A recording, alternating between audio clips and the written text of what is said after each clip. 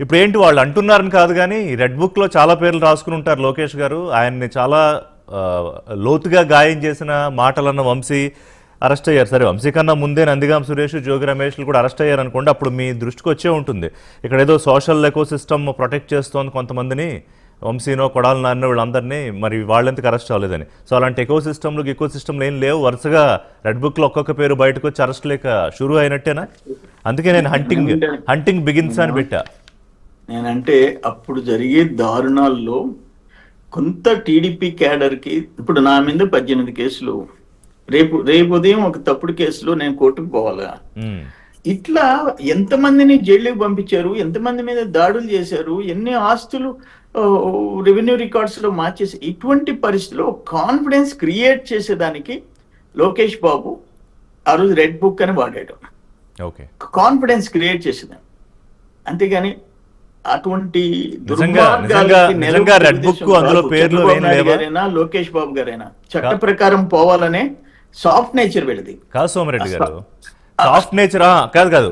లోకేష్ ఈ మాట కూడా అన్నారు, మా నాన్నలాగా నేను కాదు, ఆయన ప్రభుత్వంలోకి వచ్చాక పాలనని అభివృద్ధి అని ఏదో అంటాడు కానీ నేనేం ఊరుకొని వెళ్ళే వదిలిపెట్టనని కూడా అన్నారు ఆయన అప్పుడు.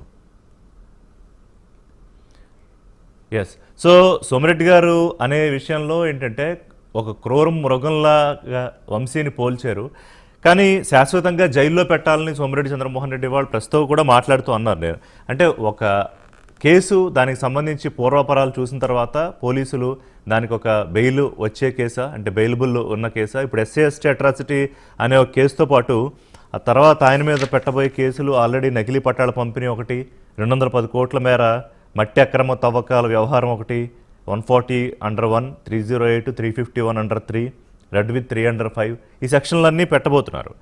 సో పెట్టిన తర్వాత ఖచ్చితంగా రిమాండ్కి వెళ్ళే అవకాశం ఉంటుంది. ఒకసారి రిమాండ్ వేస్తే 14 రోజులు, ఆ తర్వాత రిమాండ్ పొడిగిస్తారా లేదా అనేది మరి మ్యాజిస్ట్రేట్ నిర్ణయం. కానీ ఈలోపు వైఎస్ఆర్సీపీ విమర్శలు అయితే ఇప్పుడు బొత్స, ఆయన మాజీ మంత్రి కక్షపూర్తి రాజకీయాలు అన్నారు, అలాగే ప్రభుత్వ వైఫల్యాలని ప్రశ్నిస్తున్నారని. సోమిరెడ్డి గారు చెప్పండి మళ్ళీ ఒకసారి. బొత్స గారు ఏమంటారంటే కక్షపూర్తి రాజకీయాలు, ప్రభుత్వ వైఫల్యాల్ని బయటికి రాకుండా మొదలుపెట్టారు అనేది మండలిలో ఎలాగో ప్రశ్నిస్తా ఉన్నారు. అంటే అసెంబ్లీకి రారు కాబట్టి మరి మండలిలో ప్రశ్నిస్తా ఉన్నారా, ఎందుకు మరి బొత్స కామెంట్ ఎందుకు చేశారు. సో దాంతోపాటు ఇప్పుడు రెడ్ బుక్ అనేది మీరు అప్పట్లో కాన్ఫిడెన్స్ అని అంటున్నారు, అంటే అసలు నిజంగా రెడ్ బుక్ లేదా, రెడ్ బుక్లో పేర్లు ఏం లేవా? అంటే నేను ఏమంటానంటే తప్పు చేసినోడు ఇటువంటి వాడు, నేను చెప్పాను, నేను క్రూయల్ యానిమల్ అని చెప్పిన, క్రూర మృగం కింద ఇటువంటి వాళ్ళు 4-5 ఉండారు. వాళ్ళ మీద చర్యలు తీసుకోకపోవటం ఇప్పటికీ ఇటు పబ్లిక్ లో కానీ ఇటు మా కార్యకర్తల్లో కానీ అన్రెస్ట్ ఉంది, దాంట్లో ఏం నో డౌట్. అటని చెప్పి కక్షపూరితంగా బాబు గారు టైప్ అయినా, లోకేష్ బాబు గారు టైప్ అయినా వాళ్ళ మాదిరిగా దుర్మార్గాలు చేసే మనస్తత్వం కాదు తెలుగుదేశం పార్టీది.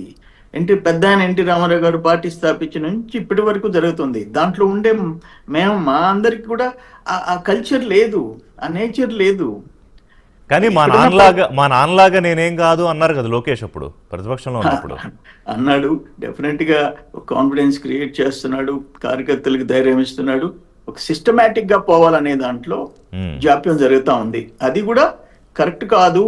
త్వరగా మరీ దుర్మార్గాలు చేసిన వాళ్ళ మీద చర్యలు తీసుకోక తప్పదు అని అనేది క్యాడర్ ఒపీనియన్. లేకపోతే రాంగ్ సిగ్నల్స్ వెళ్తాయి, క్యాడర్ కానీ పార్టీ పోతాయి. బొత్స గారిని నేను ఒకటి అడుగుతాను, మీకు చెప్పండి అయ్యా, మా వల్లభనేని వంశీ గతంలో వాడిన భాష ఏ కుటుంబం గురించైనా ఎవరైనా మాట్లాడొచ్చని ఒక్క మాట మాట్లాడమనండి, పెద్ద మనుషుల్ని మాట్లాడమనండి. వాళ్ళు వీళ్ళందరూ డీజీపీ దగ్గరికి వెళ్ళారు, ఆయన టైం ఇచ్చారు కానీ మళ్ళీ కలవలేదు, ఎట్లా మరి మళ్ళీ రావాలా ఏంటి అని అందరూ దీనిలో ఒక అన్యాయం జరిగింది అనే ఆస్పెక్ట్ లోనే ప్రొజెక్షన్ జరుగుతోంది వైసీపీ వైపు నుంచి. ఏం జరుగుతుందని, అన్యాయంగా జరిగింది, అక్రమంగా జరిగింది అని అరెస్ట్. ఇంకా అసలు నేను అందుకే చెప్పింది మానవత్వం ఉండాలా అని చెప్పి అంటున్నా నేను.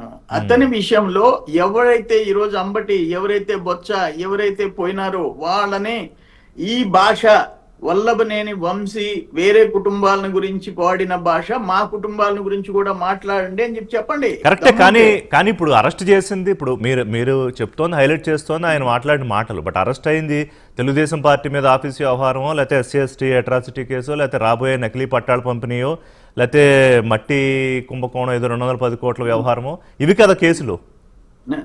నేనేమంటానంటే నిజమే, నేను కాదన్ను. అతని మనస్తత్వము, అతని ప్రవర్తన గురించి నేను అది కోట్ చేస్తున్నా. నేచర్ ఆఫ్ మైండ్ సెట్ అదే చూసిన తర్వాత అతను మనిషే కాదు అని అంటున్నా నేను.